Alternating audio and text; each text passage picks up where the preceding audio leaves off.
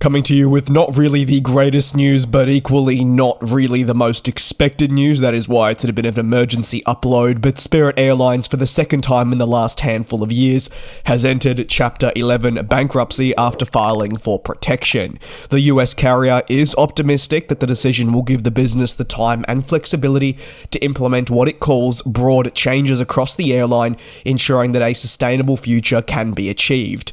Despite this move, and obviously the connotations that do surround it, they're committed to continuing to offer scheduled flights and will allow customers to continue booking on new services during this restructuring process. Spirit Airlines says that as a low-cost carrier, it does remain imperative that during the restructuring, there is a big focus on the development of the route network in an efficient manner. You see, the US carrier must get the route network right, focusing on deploying its assets in markets that are going to be profitable. That is a lot easier said than done, but it will also include the optimization of the fleet wherever necessary to cut costs in order to survive. The decision to enter bankruptcy protection once more, according to the airline's president and CEO, did not come overnight.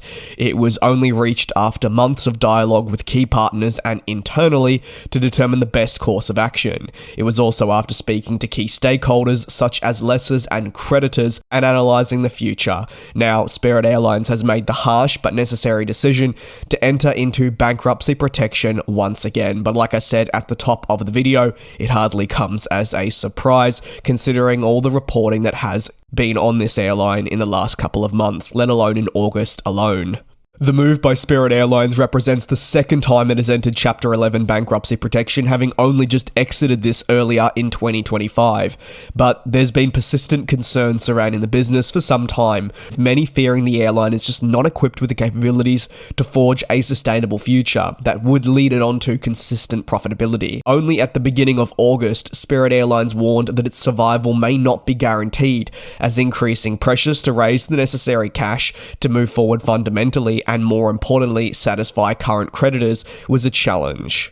Revealed in the airline's latest shareholder report, the cloud above the carrier has been present for months, even when executives hinted that things were finally progressing in a stable direction. The filing published did highlight the worst-case scenario, which would see the airline collapse if the cash in the bank is not at the required rate. In such a scenario, violations would then fall on the airline, which they would not be able to keep up, plunging it into the great unknown. Even at that point, it was evident that the following 12 months were to be of grave concern, and now, a mere 4 weeks later, the airline has once again entered bankruptcy protection with the hope to turn around its fortunes. While it remains challenging for a smaller airline to survive in such a highly competitive part of the industry, such as the United States, the downfall was only exacerbated by the failed completion of a merger. All this comes with the rejection of the tie-up between itself and JetBlue, with industry analysts arguing if this had gone ahead, it would have been huge for Spirit in a bid to solidify its role and future within the industry. But since that merger collapsed, and given the competitive nature of the US sector and the sheer investment and performance required to ensure financial gains are had, Spirit Airlines has really struggled. Endeavours such as these not going ahead hurt finances and its own ability to operate on a day-to-day basis. Spirit Airlines is also facing concerns with its business model, which struggled to generate a return. You'd argue that away from the merger, this is an even bigger problem that needs rectifying, and they've not found a way to do so. In 2024, decisions were reached to, you may recall, furlough pilots and defer the inbound delivery of next-generation Airbus planes in a bid to slow growth and preserve as much as possible in its current position. Now, Spirit Airlines must put in the hard yards to turn around its fortunes once and for all, but this is not its first attempt. The odds will be stacked against it, and while I don't want to be negative, it's important to remember that not all airlines are able to establish from bankruptcy protection.